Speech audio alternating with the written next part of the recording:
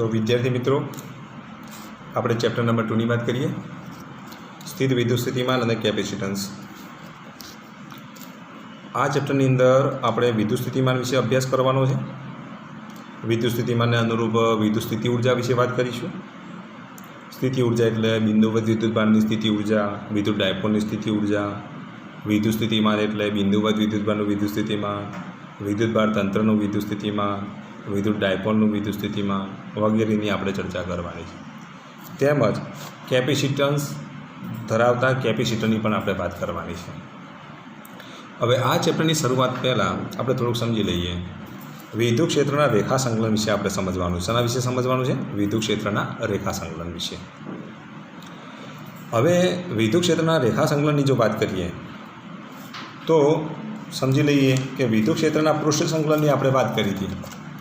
તો આવું આપણે ભણી ચૂક્યા કે ધારો કે આવું કોઈ પૃષ્ઠ આપેલું હોય અને આ પૃષ્ઠની અંદર આ રીતે ધારો કે કોઈ વિદ્યુત ક્ષેત્ર આપેલું હોય, તો ધારો કે પૃષ્ઠ આપેલું હોય અને એ પૃષ્ઠ ઉપર શું આપેલું હોય? આ રીતે વિદ્યુત ક્ષેત્ર હોય, કે પૃષ્ઠ સાથે સંકળાયેલ વિદ્યુત ક્ષેત્ર આપેલું હોય। તો પૃષ્ઠ સાથે સંકળાયેલું વિદ્યુત ક્ષેત્ર જો આપેલું હોય તો આપણે આ રીતે લખતા હતા E × ડેલ્ટા S, આને આપણે ફ્લક્સ d∅ વડે દર્શાવતા હતા। અને ત્યાર પછી સમગ્ર પૃષ્ઠ સાથે સંકળાયેલ જો ફ્લક્સ શોધવું હોય તો ફ્લક્સ y બરાબર ઇન્ટિગ્રેશન E.ds લખતા હતા। તો આને શું કહેવાય? વિદ્યુત ક્ષેત્રનું પૃષ્ઠ ઉપરનું પૃષ્ઠ સંકલન। વિદ્યુત ક્ષેત્રના પૃષ્ઠ ઉપરના પૃષ્ઠ સંકલન વડે આપણે એક ભૌતિક રાશિ વ્યાખ્યાયિત કરી અને ભૌતિક રાશિ એટલે શું કહેવાય? વિદ્યુત ફ્લક્સ કહેવાય। શું કહેવાય? વિદ્યુત ફ્લક્સ। આવું આપણે ચેપ્ટર નંબર 1 ભણી ચૂક્યા। શેમાં ભણી ચૂક્યા? ચેપ્ટર નંબર 1 ભણી ચૂક્યા। હવે આપણે જે વાત કરવાની છે તે વિદ્યુત ક્ષેત્રના રેખા સંકલનની વાત કરવાની છે। તો પૃષ્ઠ ઉપરનું પૃષ્ઠ સંકલન લીધું, એમ અહીંયા રેખા ઉપરનું રેખા સંકલન લેવાનું।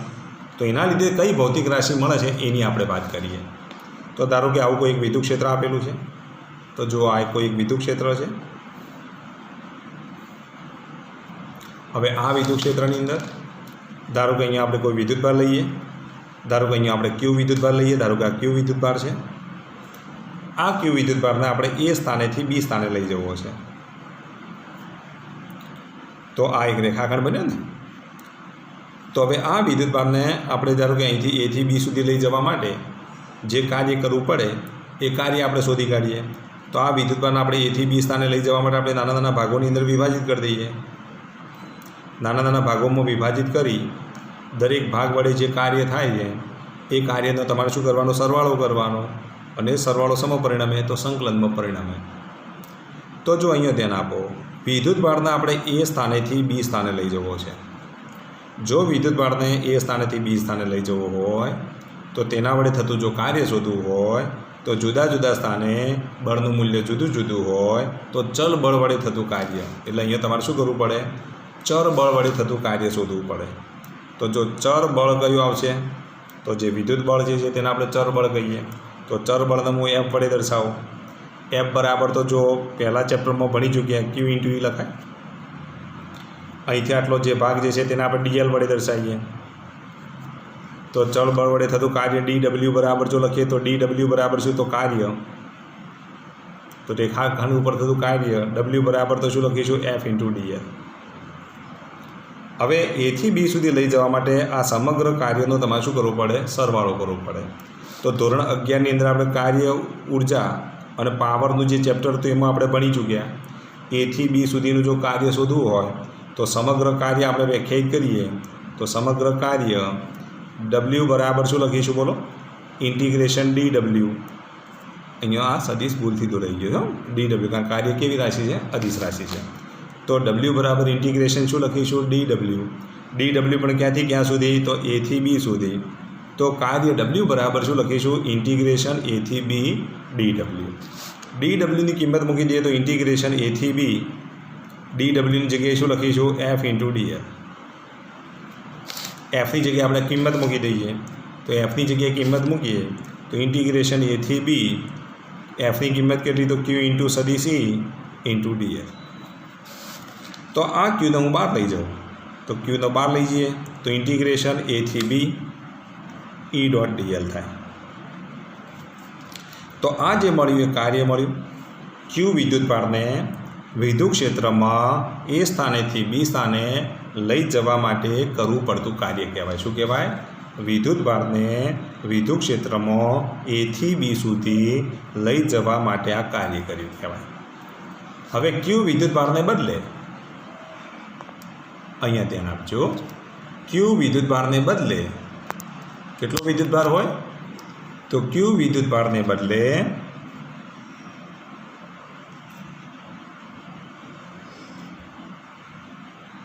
એકમ ધન વિદ્યુતભાર હોય.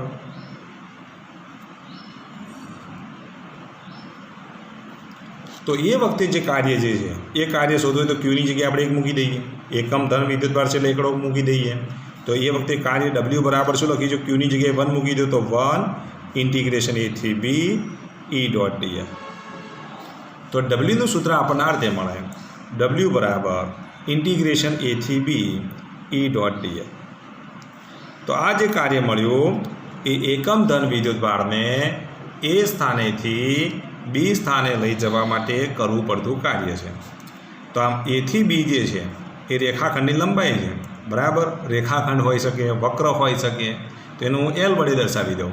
તો આને આપણે આ રીતે લખી શકીએ કે ડબલ્યુ બરાબર ઇન્ટિગ્રેશન, અહીંયા આપણે લખી દઈએ એલ ઈ ડોટ ડીએલ. તો આ જે સૂત્ર મળ્યું એ સૂત્રને આપણે શું કહીશું? વિદ્યુત ક્ષેત્રનું રેખા ઉપરનું રેખા સંકલન. વિદ્યુત ક્ષેત્રનું રેખા ઉપરનું રેખા સંકલન એ કઈ ભૌતિક રાશિ આપે છે બોલો? તો વિદ્યુત ક્ષેત્રનું રેખા ઉપરનું રેખા સંકલન એ એકમ ધન વિદ્યુતભાર ઉપર થતું કાર્ય દર્શાવે. શું દર્શાવે બોલો? વિદ્યુત ક્ષેત્રનું રેખા ઉપરનું રેખા સંકલન. વિદ્યુત ક્ષેત્રનું રેખા ઉપરનું રેખા સંકલન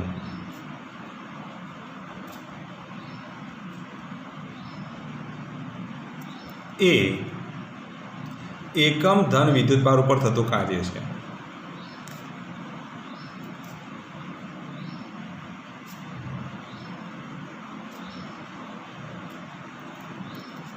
તો આમ એકમ ધન વિદ્યુતભાર પર થતું કાર્ય એટલે શું કહેવાય? વિદ્યુત ક્ષેત્રનું રેખા ઉપરનું રેખા સંકલન. તો આના પરથી જો રેખા સંકલન કરતા બનાવીએ તો અહીંયા તમે વિચારો, હવે આટલેથી આટલો ભાગ એ રેખા સંકલન છે.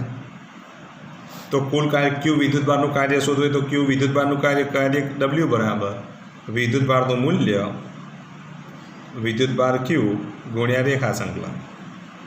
લખાય કે નહીં? તો આટલેથી આટલો ભાગ એ શું છે? રેખા સંકલનનો ભાગ છે. જો આટલેથી આટલો ભાગ જો રેખા સંકલનનો ભાગ હોય તો કાર્ય ડબલ્યુ બરાબર શું લખીશું બોલો? કાર્ય ડબલ્યુ બરાબર ક્યુ એ થી બી ઈ ડોટ ડીએલ બરાબર ડબલ્યુ બરાબર શું લખીશું? તો વિદ્યુતભાર ક્યુ ગુણ્યા શું લખીશું? રેખા સંકલન. તો આ રીતે આપણને શું મળે? કાર્ય મળે. તો આમ કાર્ય શોધવું હોય તો જો તમને રેખા સંકલનની કિંમત આપી હોય અને આપેલા વિદ્યુતભારનું મૂલ્ય આપેલું હોય તો તેટલા માટેનું તમે કાર્ય શોધી શકો. એનો મતલબ એ થયો કે રેખા સંકલનનું જો આપણે સૂત્ર લખીએ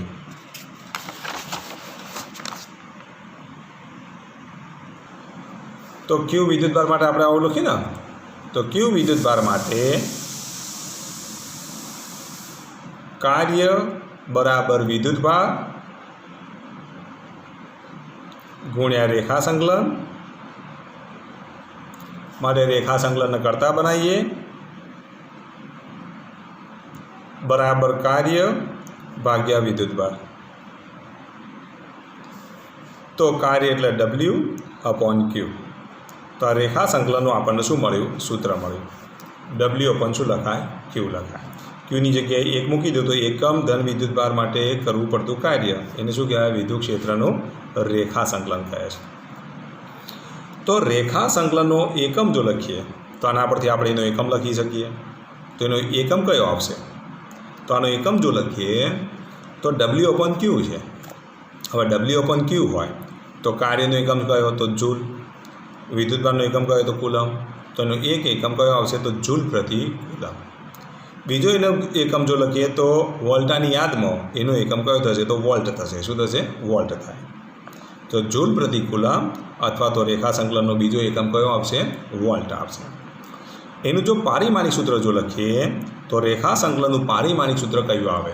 તો રેખા સંકલનનું જો આપણે પારિમાણિક સૂત્ર લખીએ તો જૂલનું વોલ્ટનું પારિમાણિક સૂત્ર યાદ રાખજો, MLTA 1 2 3 1 પાછળના 2 માઇનસ, અથવા આના પરથી તમે બનાવો તો જૂલનું શું આવશે, ઉર્જાનું પારિમાણિક સૂત્ર M1 L2 T⁻², કુલમ એટલે એમ્પિયર ઇન્ટુ સેકન્ડ એટલે A1 T1, આનું સાદરૂપ આપો તો M1 L2 T⁻³ A⁻⁻1. તો એનું પારિમાણિક સૂત્ર કયું આવશે, M⁻1 L⁻2 T⁻³ A⁻⁻1 છે. તો હવે જ્યારે પણ વિદ્યુત સ્થિતિમાનનું પારિમાણિક સૂત્ર રેખા સંકલનનું પારિમાણિક સૂત્ર કીધું હોય એ જ વિદ્યુત સ્થિતિમાનનું પારિમાણિક સૂત્ર છે, આપણે પાછળ ભણવાનું જ છે, પણ આટલું યાદ રાખજો, એનું પારિમાણિક સૂત્ર તમારે શું યાદ રાખવાનું, MLTA 1 2 3 1 પાછળના 2 શું લખીશું, માઇનસ. આ સૂત્રની મદદથી આ એનું શું કહેવાય, પારિમાણિક સૂત્ર કહેવાય. હવે આટલું યાદ રાખો, રેખા સંકલન બરાબર ઇન્ટિગ્રેશન A થી B. અહીંયા આપણે શું લખીએ છીએ, E.dl. આના બરાબર જો લખીએ તો ઇન્ટિગ્રેશન A થી B. E.dl ની કિંમત કેટલી થશે બોલો, તો E.dl cos θ. તો આમ રેખા સંકલનનું સૂત્ર આપણે આ રીતે લખી શકીએ, તો રેખા સંકલન બરાબર E.dl cos θ થાય. ધારો કે આના અનુલક્ષીને આવું ઓબ્જેક્ટિવ પૂછાય, ધારો કે આ વિદ્યુત ક્ષેત્રની દિશા છે અને આ ચાપ ઉપર કણ A થી B સ્થાને પહોંચે છે. તો હવે જો સ્થાનિક રીતે જો વિચારો તમે તો વિદ્યુત ક્ષેત્રને લંબરૂપે થાય. અહીંયા સ્થાનિક રીતે જો વિચારો તો વિદ્યુત ક્ષેત્રના દરેક બિંદુ આગળ તમે સ્થાનિક રીતે વિચારો તો dl એ E ને શું થશે, લંબરૂપે થશે.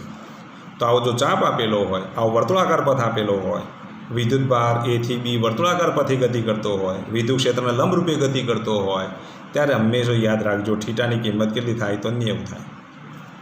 અને cos 90 એટલે તમને ખબર છે, cos 90 એટલે 0. તો એ વખતે રેખા સંકલનની કિંમત કેટલી આવશે બોલો, તો રેખા સંકલન બરાબર ઇન્ટિગ્રેશન E.dl, અહીંયા 0 મૂકી દઈએ તો રેખા સંકલનની કિંમત કેટલી આવે, તો 0 આવે. તો એ વખતે અહીંયા રેખા સંકલનની કિંમત કેટલી થશે, 0 થશે. તો આટલું તમારે યાદ રાખવાનું. જ્યારે વિદ્યુતભારને ધારો કે આવું તમને આપેલું હોય, ધારો કે આમ વિદ્યુત ક્ષેત્ર આપેલું છે,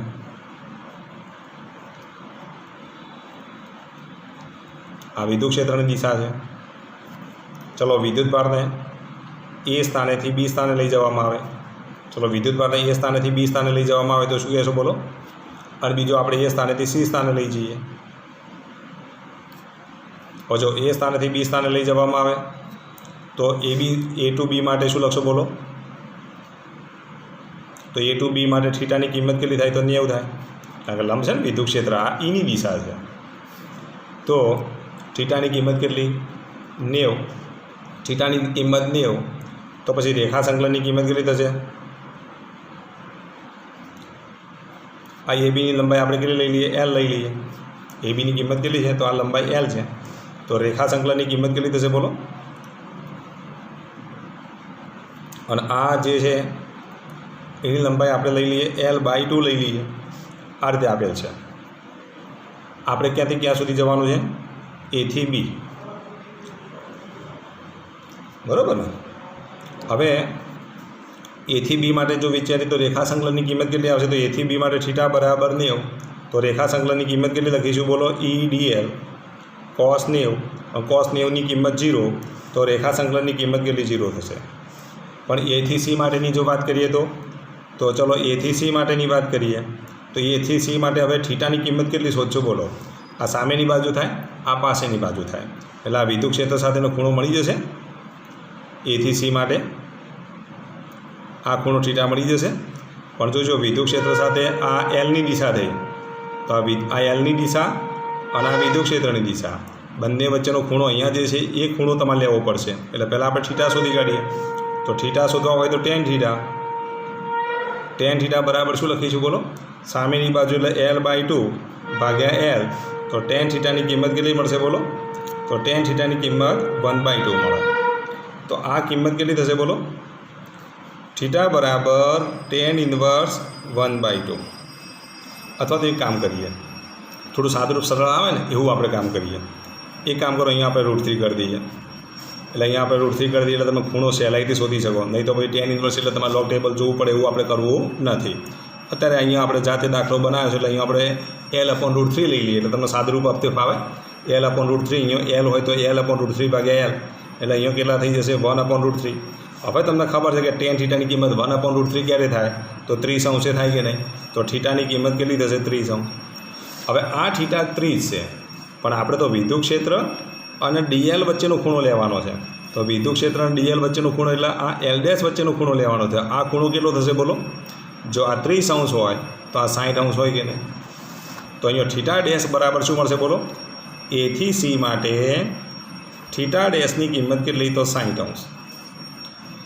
L' ની કિંમત શોધી કાઢી તો L' બરાબર શું લખીશું? પાયથાગોરસના નિયમનો ઉપયોગ કરો તો L' ની કિંમત કેટલી આવશે બોલો?